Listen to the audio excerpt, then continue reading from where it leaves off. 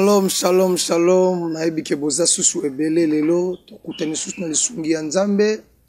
Tobaki soki Yesu Kristo azongi te.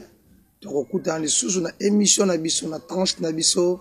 O to partager maloba ya Nzambe. Oh Yesu Kristo pe azongi te. Tokutani susu na tranche na biso l'heure de la libération par les faits qui vous est présenté par votre humble serviteur le bishop Ezekiel. Communément appelé l'instrument de guerre. Tobandaki nabino sujet moko qui très important makasi. Dans ce sujet, on parlait sur le prisonnier des liés géographiques. Ba prisonnier, il y a ba liés géographiques. Tolobaki sur ba prisonnier, ba liés géographiques, on avait expliqué beaucoup de choses. Peut-être avancer, tu as progresser.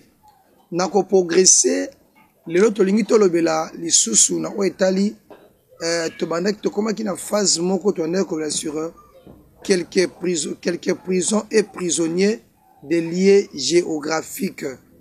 Le lot to lingi to progresser li susu na li sungi ya molimo monsantu to bela susu ba sorte ya ba prisonnier mususu pe ba prison mususu. Il y a des lieux géographiques. Lieux géographiques dans le bas qui va prisonnier, des lieux géographiques. Bazali bato bakanga bango tam suna mapango ya famille bakolela. Bato bakanga bango tam suna ba quartier sika bavanda. Bovanda na quartier mais tata quartier bazaki batamolili. Bakanga ba jeune nyonso ya quartier wana ke mudako ko bimate, mudako ko progresser te, mudako kende liboso te. C'est ça ba prisonnier. Il y a des lieux géographiques mais bali yango ezebele tozana ba parcelle tozana ba quartier tozana ba maison tozana ba village. Il y a tant de lieux aux ennemis, il y a même des forêts, il y a tant de lieux aux ennemis akoko kanga ba vie ya bato. Mais na lisungi il y a molimo santu na lingi to sambela po to toucher susu moko susu ya ba lieux géographique. Il y a une influence spirituelle. Donc, tu touches le moko, il y a une prison auquel ennemi, une prison, un lieu géographique auquel ennemi a kangara la vie, il y a batu. Dans l'ingito touché, moko lisusu. De konanga. Dans l'ingito touché, na Italie, les prisons des eaux, Italie, les prisonniers des prisons, les prisonniers des prisons des eaux. Les prisonniers de prison des eaux.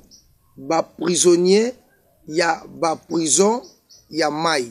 To sambeli to tika, moment o nama boko nzambe. Père, je recommande ces moments entre tes saintes mains. Ya sopa mafuta na yo, couronner moment oyo, po biso bato, oto la bato bali kolanda, nangonga oyo bazali na mokili mobimba, pour bazala édifier la combo na Yesu Christo combo o eleki ba combo nyonso to sambeli poye na kondima. Amen. Lelo tozolobela sur les prisonniers de prison des eaux. Ba kangami ya ba prison ya mai. Ba kangami ya ba prison ya mai. Bato oyo bakangama na ba prison oyo ezali ya mai. Yango lelo tozali kolobela na lisungi ya molimo santo. Na lingi totanga makomi ya Nzambe, totanga makomi ya Nzambe na livre ya Job chapitre 38. Job chapitre 38 tozui à partir ya verset 8. Na kolinga totanga verset 8. Et sika Matthieu Nabiso evandi vraiment makasi. Nous lisons la parole du Seigneur. Job chapitre 38 verset 8. Makomi Nzambe le Bible. Qui a fermé la mer avec des portes? Oh, qui a fermé la mer avec des portes? Nani oyo akanga meurt na ba porte. Oh. Abi, quand quand elle se lance du sein maternel. Nani oyo akanga meurt na ba porte. Nani oyo akanga mai ya monana na bikuke. Bien aimé. Balobi, pour qu'elle se lance du sein maternel. Awa texte oyo ezomonisa biso ke mai to mère ezaka na ba porte. Mais soki okoti na kati ya mai olati biloko ba sous-marin okiti tina se ya mai obandi koluka ba porte ya mai omona ngote. Tu peux appeler même un scientifique obina a expliquer ba porte des eaux. Ba kota na sa mai ba luka porte okomona ke ba porte des eaux ezalaka te. Ceux qui ont percé le plus profond à Maï, au Kendeko découvrir ma richesse ebele, au découvrir diamant, au découvrir or ya Maï, au découvrir pétrole, nassé à Maï. Mais ba porte au ya Maï, au monde en côté. C'est que les portes dont ces textes nous parlent, ce ne sont pas de portes où elles allient physiques, mais ce sont des portes où elles allient invisibles. Ce sont des portes des régions inférieures des eaux. Bien aimé, laisse-moi vous dire qu'il y a des régions inférieures des eaux. Il y a des régions inférieures des eaux. Il y a des régions souterraines des eaux. Il y a des régions souterraines des eaux. Il y a des moka na se mai mai oyo mona kandeko na se mai il y a un monde na se mai il y a un monde moko sur le plan invisible izakana monde na se mai et monde wana yango zo monde wana yango zali monde ya munene zali monde ya opulence monde wana za ko diriger mokili monde wana za ko coordonner mokili ta tikana biso solo ndeko nanga nebi ki ozolanda nga na Europe esiko zali ozolanda nga na Asie esika ozali ozolanda nga par si par là na mokili esika ozali nangna bisayo ke mokili ozomona mai o monaka ozomona physiquement soko koti na se ya mai ndeko omone loko te mais sur le plan spirituel na se ya mai ya na monde mobimba mais siko bato molili o ba utilisaka ba force ya mai bato o ba tiza sorcellerie des eaux to bato o bazali na banguya likola mai ba manipuler ba mai ba kamata ba vie ya bato ebele ba kamata pe ba mboka ebele ba tia yango na se ya boumbu ya mai tika na biso ba mboka ebele ba ville ebele eza na se ya prison ya mai ba mboka lokola ba Kinshasa ba mboka lokola ba Congo tonde koloba Zaïre monnaie Zaïre fleuve to ba Zaïre fleuve Zaïre monnaie Zaïre bazo bango lo eza na Zaïre monnaie to ba pe to na Zaïre fleuve neko Congo ozomona même Kinshasa oyo bato ba pesa ba témoignage babiki omoni mboka oyo Congo oyo mboka oyo Kinshasa mboka Congo po vilo ya Kinshasa alobi ndeko moka pesa témoignage abi mboka bozomona et se retrouve na kata fleuve abi mboka oyo eza na kata fleuve ndeko ça dit force oyo eza ko dirigeango eza na kata fleuve ndeko na ngai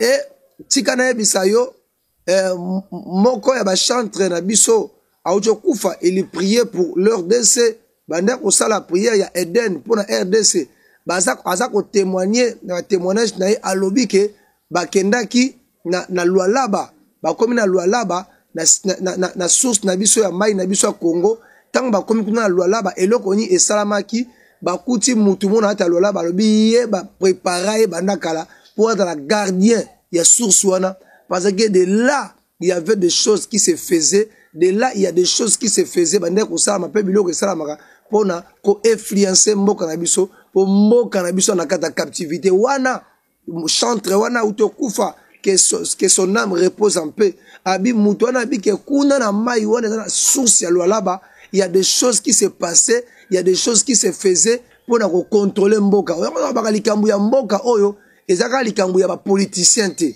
likambu ya mboka eza kaka likambu ya politique te mais ça peut problème moko pe sous spirituel au biso même ba chrétien biso même bananze photo sambela parce que le pays se retrouve dans l'eau le pays se retrouve dans l'eau, le pays est sous l'esclavage dans l'eau. Yango sengeli to sambela ndeko na ngai. Sengeli to bondela ndeko. Babi, qui a fermé la mer avec ses portes pour qu'il se relance du sein maternel? Nani oyo akanga mer na porte. C'est que dans l'eau il y a des portes. Na mai ezali mboka, na se ya mai ezana ba mboka, na se ya mai ezana ba régions inférieures. Et babi siko nani akanga ba mai na ba porte. Oh, mutu moko dako kita na sa mai ki kanga ba porte wana. Tant Bible zoba que qui a fermé la mer avec ses portes, bazolinga ba lobela tout simplement, il y a des entités spirituelles qui va fermer la mer avec ses portes. C'est qu'il y a des entités spirituelles. Oyo mai et o batu bakomonate, ce sont ces entités ne bakanga meurent na ba porte. Et ce sont des forces de Léviathan. Ba force ya Léviathan ne kamata e kanga ba mai na ba porte nango. E kanga ba porte ya mai. Et siko batu ebele bazali ko se retrouver, batu ebele bazali ko se retrouver na ba prison ya ba mai wana batu ebele. Batu ebele bazali ko se retrouver na ba prison et ba mai wana batu ebele se retrouvent dans les prisons de ces eaux. Il y a beaucoup de gens qui se retrouvent na ba prison et ba mai wana batu ebele, ba vie ebele, ba santé à batu ebele, ba destinée à batu ebele. Et kangama ils a ko se retrouver na ba prison à mai ndeko nanga. Babi nanya kangi mai na ba porte, c'est qu'il y a des gens qui ont fermé la mer avec ses portes. Mais eloko nini o e poussé bango ba kanga mai na ba porte parce que bazui bo kondi bazui ba nguya dikolo ya mai to na mai bali ko manipuler mai contre ba vie ba tebele. Même Pharaon bazo benga e père de double demain. Pourquoi on l'appelait le père de double demain?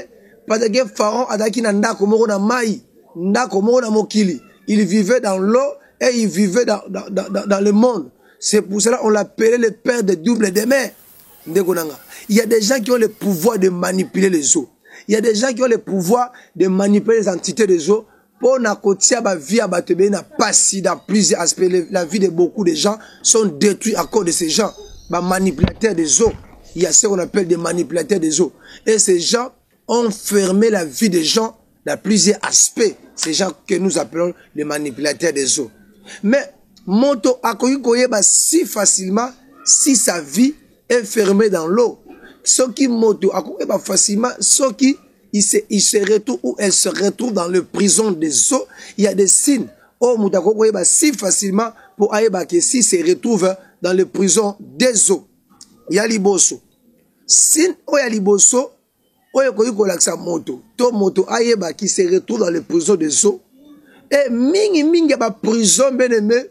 Ba manifestation nango mingi zakana subconscience mingi ba manifestation nango ezakana kati ya bandoto na bandoto nde batu balotaka na bandoto nde batu bamonaka okoki ko comprendre si facilement que ta vie se retrouve dans le prison des eaux. Voilà le rêve que font ce genre de personnes.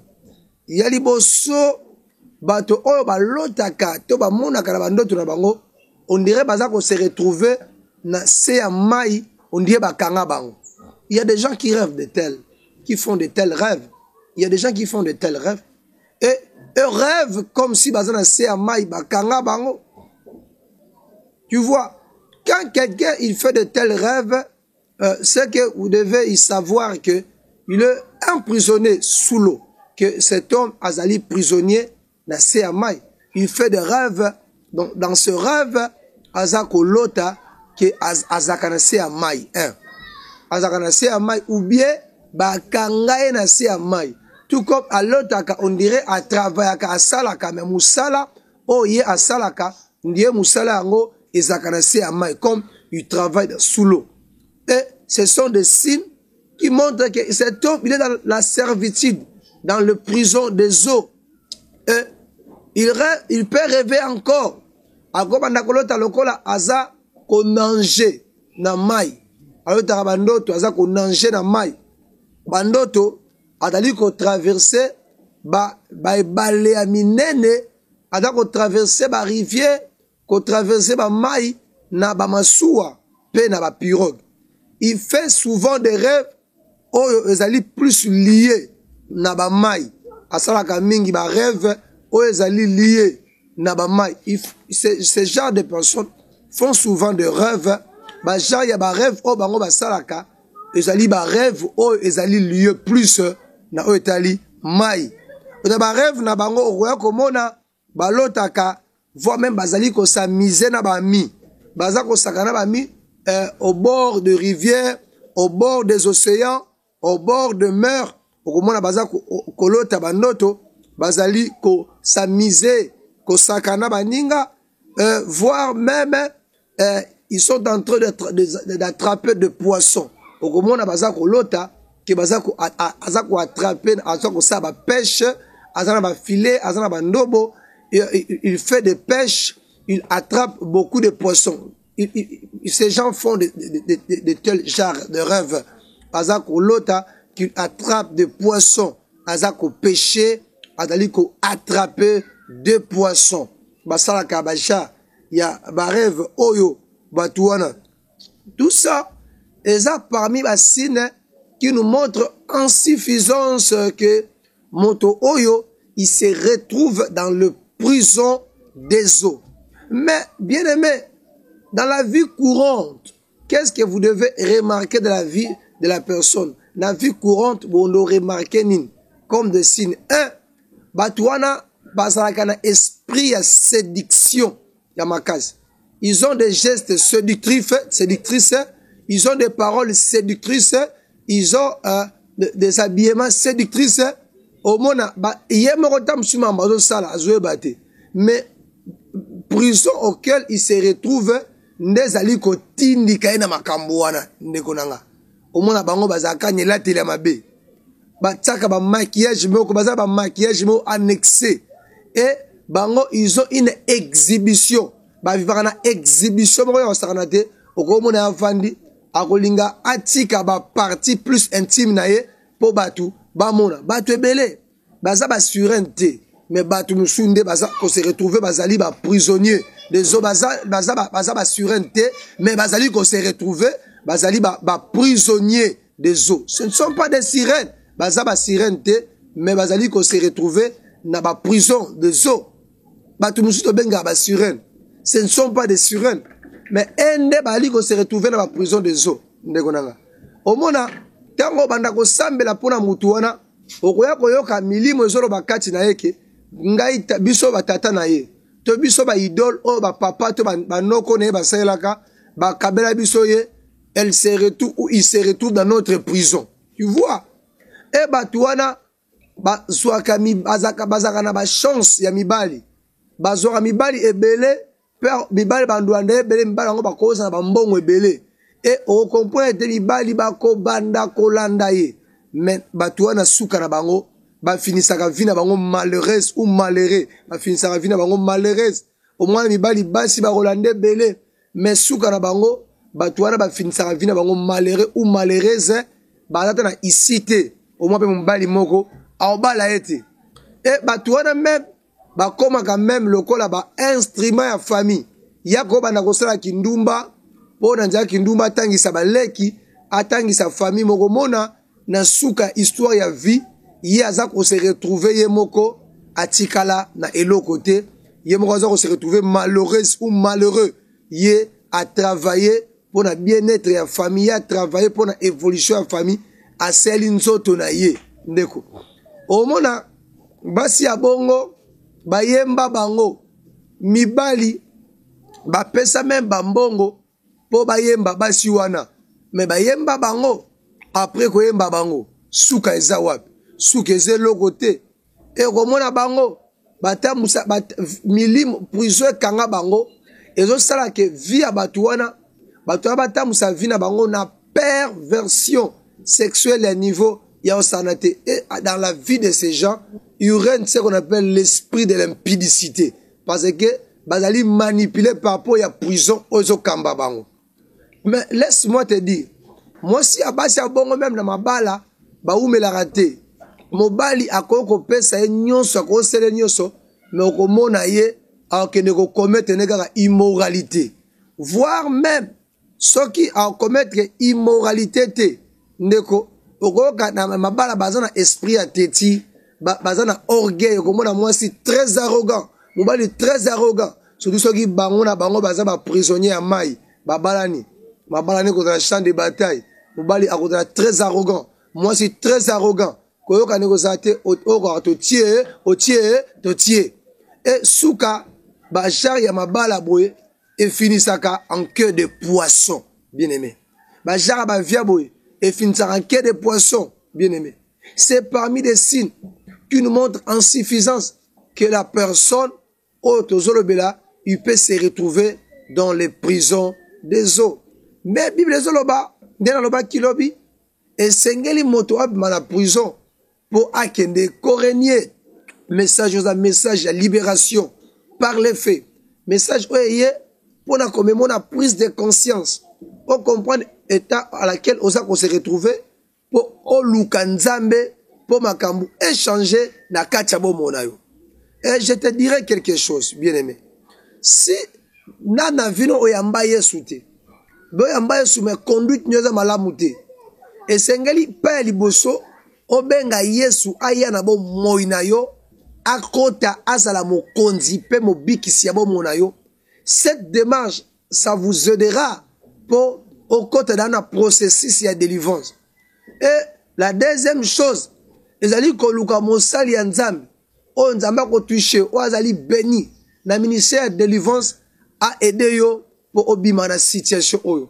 Ndeko. Si tu n'as pas encore reçu Jésus-Christ, tu peux me suivre dans ces prières. Je vais prier pour toi. O landanga prier comme participant, il y a nature divine. Prie avec moi, Seigneur Jésus-Christ. Na bengyo na bomo na ngai. Kota zala mokondi pe mobikisi ya bomo na nga. Merci pour lelo ngai na benga mi mwana nzambe na kombo na Yesu Kristo. Amen. Bien-aimé, je sais que vous êtes bénis. Je sais que okomi mwana nzambe. Nayebi ke bozala ki pe belé kola na tranche oyo. Nebi que tranche oye pamboli bino na bandaku na ba famille et sika bozali. Si après cette émission tu veux entrer en contact avec nous pour une assistance spirituelle, tu peux nous appeler par notre numéro et nous écrire par nos adresses.